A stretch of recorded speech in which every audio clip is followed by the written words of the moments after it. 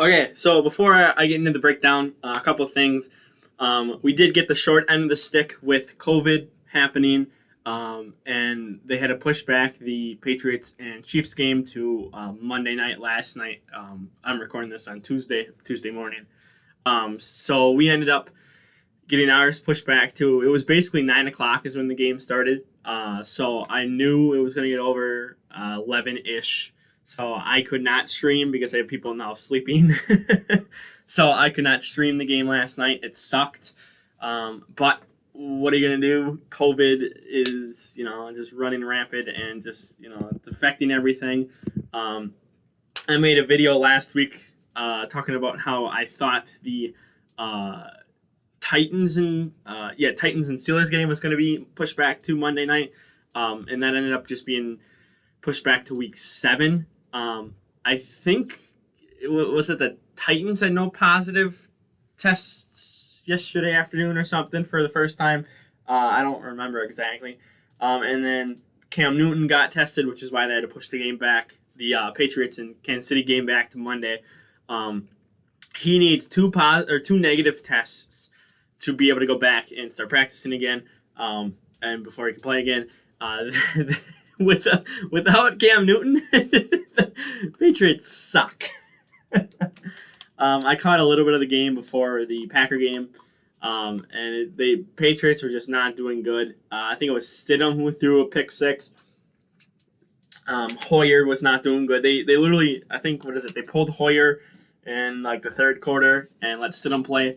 Or at halftime or something like that, and let Stidham play, and then they pulled Stidham, I think, and got Hoyer back in or something. I don't remember. Something like that happened. I didn't pay attention to the second half of the game.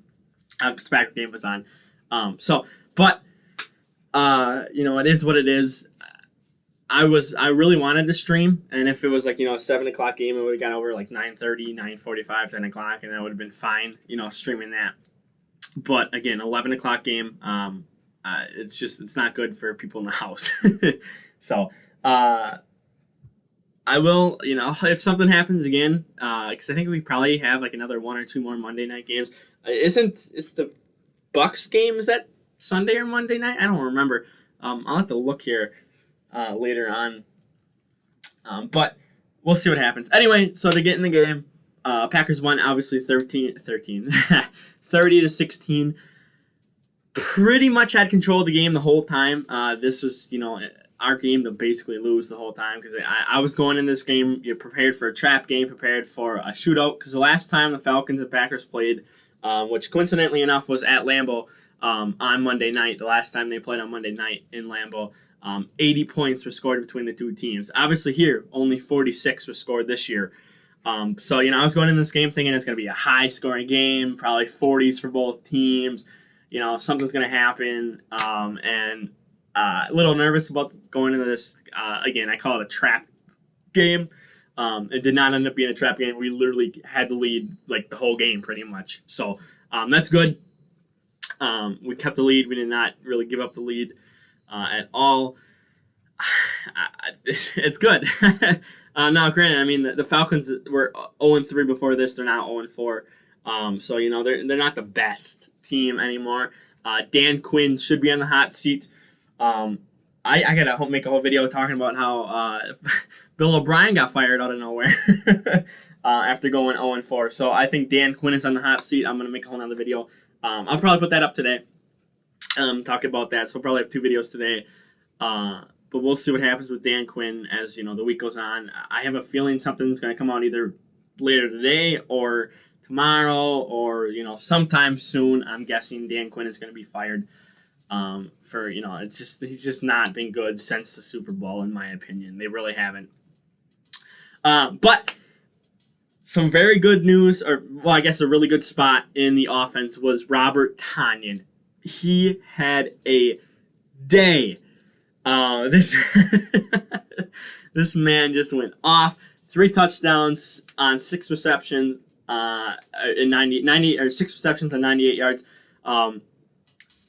He just went off. Every time he got the ball, it just felt like he was getting a first down, 10 plus yards. Obviously, you can see he averaged 16, and then he had the longest of 27.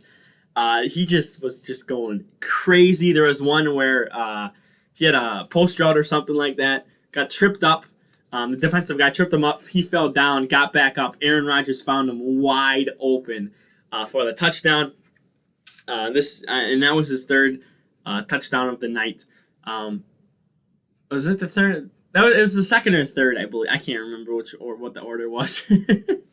But I mean, just it was crazy. And then the another thing, which I don't want to say, it scares me or anything, but Aaron Jones was MIA for most of the game here. He did show up again in the second half for most of the second quarter and even part of the first quarter. They went down, tried to give him the ball. Supposedly he got hit real hard on either the first or second drive, and okay, well, what I was trying to say before the phone rang, again, I don't know why the phone always rings when I'm trying to record, but it does. But the first or second drive, it looked like he took a really hard hit. And I was kind of looking around, trying to figure out what was going on, trying to see, what people were saying online and whatnot. And it looks like he took a hard hit. But then again, he did come back out in the second half.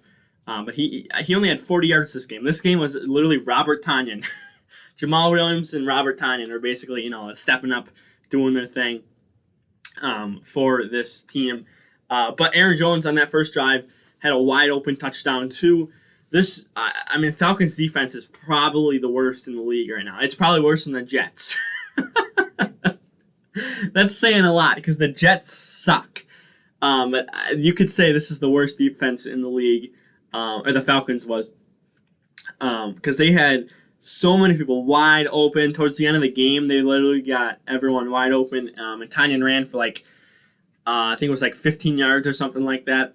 And there was no one within 4 yards of him, so he was able to get the first down easily. That basically helped seal the game at the end there. But this defense they were just not playing well. Malik Taylor, we saw Malik Taylor for the first time. He had a 20-yard reception. That was pretty cool. I hope to see more of him. Tyler Irving, oh my God. Obviously, I got to scroll down here. Tyler Irving had some really long kick returns. The longest was 34 last night. That was the one where he brought it up to midfield. But this man was just looking like Devin Hester. This man was, going around and whatnot, finding holes, just getting a lot of yards, setting the Packers up in good field position. Like I said, he got one to midfield. I want to see this guy return a kick. He is really good on special teams for us, for kick returns, punt returns. He had 11-yard punt return. But I just love seeing this guy on special teams, watching my kickoffs and whatnot. I hope this season he gets a chance to return one for a touchdown on a kickoff or on a punt or something, because I really want to see that.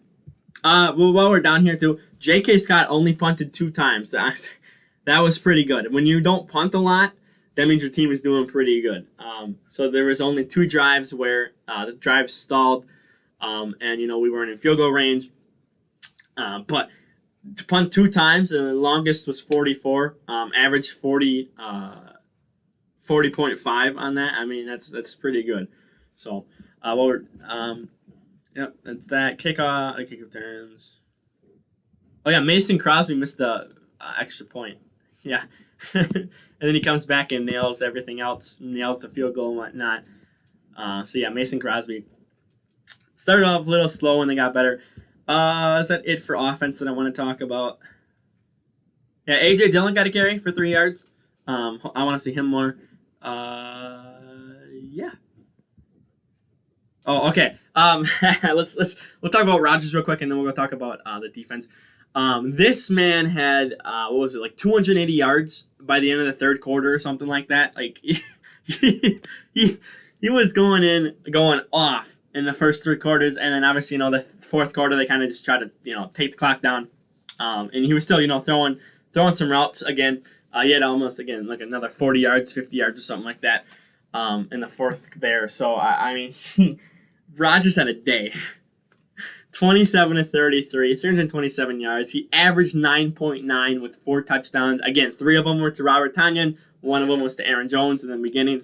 And then he had a slip sack is what I call it, where he kind of stubbed his toe on the turf and then, tried to, and then was trying to get around the guy and ended up falling down. And,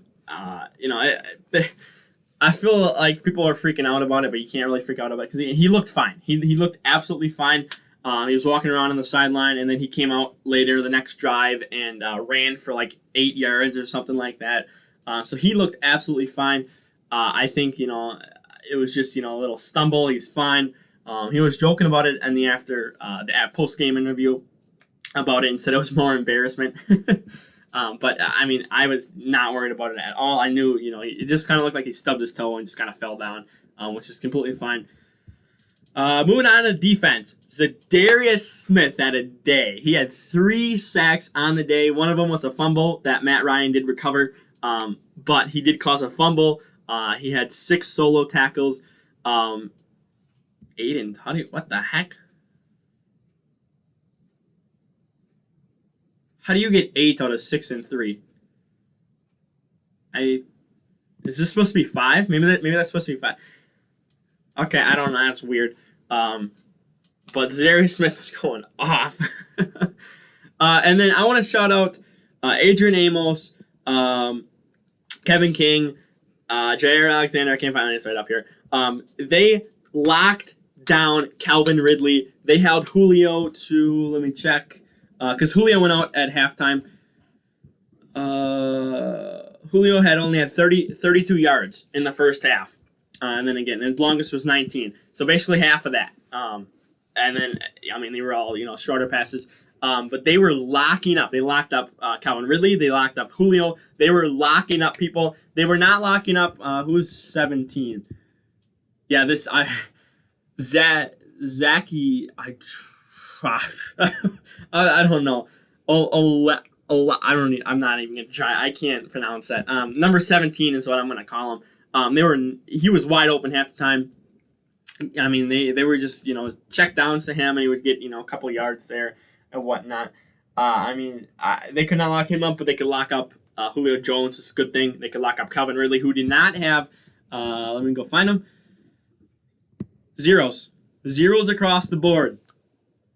0 on 5 pass attempts. He almost had a touchdown, but was it Kevin King? I think it was Kevin King saved the touchdown and ended up breaking up the pass. This guy, our defense in the back was just going crazy on this Falcons wide receiver core. And again, everyone kept getting hurt. But like I said, Julio went out, but they were doing everything they could. This looked a lot better than last week. The tackles were okay. There was, a couple missed tackles. We could not get Gurley down in the backfield a couple times. We are kind of missing Kenny Clark a little bit. This week was a lot better. Todd Gurley's not as, nimble and whatnot as, some other running backs that we face, like Dalvin Cook. Dalvin Cook is more of a threat to me personally than, Gurley is. That was kind of a good thing. But, there's a couple, missed tackles, couple, up the middle runs where, you just wish we had Kenny. But, our defense held. They had a 20 play, the first quarter, the first drive of the Falcons was 20 plays. So they were exhausted going down. They had a bend don't break moment where they literally let up 3. The offense went down. It was like 1 or 2 first downs that the Falcons put it on. Ended up going down to about the 4-yard line, and then the Falcons said, "You know what? We're not gonna try it here." I don't know why. You pin the Packers inside the 5-yard line if you don't get a touchdown, but they decided to just go for a field goal. So that's a really good bend don't break moment for the defense there. Which, again, I don't understand why the Falcons didn't go for it, because it would have tied up the game 7-7 at that point. So, that's kind of on Dan Quinn in the offense. I don't get that. But, helped our defense. So it helped slow them down. I was able to get off the field and whatnot. So overall, again, we played better this week than we did last week. Tackles, again, we cleaned them up. We cleaned up most of it. There's still some where we gotta get people in the backfield. Todd Gurley, again, he's more of a power back and he can run you over like Derrick Henry. But you gotta get him down. You can't let him escape and get back to the line of scrimmage, get a couple of yards out of that, which should be a loss of yards. So we gotta clean that stuff up. But our corners, our safety, again, I think they played really good. Darnell Savage got hurt, and then I think he came back in at the end. Redmond got hurt too. So I mean, we're banged up. We need this bye. We're going in the bye next week. We need that badly. So on that note, since it is a bye next week, I will probably stream a noon game on next Sunday. I'm not going to stream the Monday night game. I'm good on that. But I'll stream, Sunday noon game and whatnot. And then, I still have my afternoon here, or late afternoon here. And I'll probably end up watching the games, whatever game we get, or watching games on laptop, or on my laptop or whatever. But I haven't decided what. We'll figure that out later. Tomorrow I do have my picks for week 5, and then Thursday probably I'll probably have a video on Bill O'Brien if Dan Quinn gets fired. If he gets fired within the next 10 hours, 9 hours, I don't know. Well, I'm not going to stay up to like 11 p.m. to make a video. But, if he gets fired today, I might have a second video come out today. Otherwise, we'll do something on Thursday. I might do another ranking of every single team, where I'm going to adjust from where I had at the beginning of the year. I think there's already a lot of changes. Number 32, I still have Jets right. Jets is still right, but I mean, there's a lot of, wiggle room for, 1 through 31 there. So I'll have that coming up probably Thursday morning maybe, or Friday. Again, we'll stream Sunday. We'll see what happens. I got videos planned. There'll be stuff coming up. I'm gonna try to have more videos coming out than just 2 or 3 a week, with a stream included in that. So I'm gonna try to do 4 or 5 a week, and just might like no videos Saturday, no videos Monday or something like that. We'll see what happens. But for now, I'm gonna go ahead and get on out of here. I'm happy this wasn't a trap game. I'm happy we won this game. Now we're going to go into the bye week. We're going to go heal up. Hopefully Devontae Adams comes back. Hopefully Kenny Clark comes back. Because this was about half-strength Packers team here. And we were doing pretty good. So if we had a full-strength, wide receivers healthy, defense healthy, we're a tough team to compete with. I mean, we are. I gotta say that flat out. Unbiased opinion, we are. I think we could give the Chiefs a run for their money. I know Ravens fans said that, and then they got kind of shut out. But I think we probably have a better chance against the Chiefs than the Ravens did.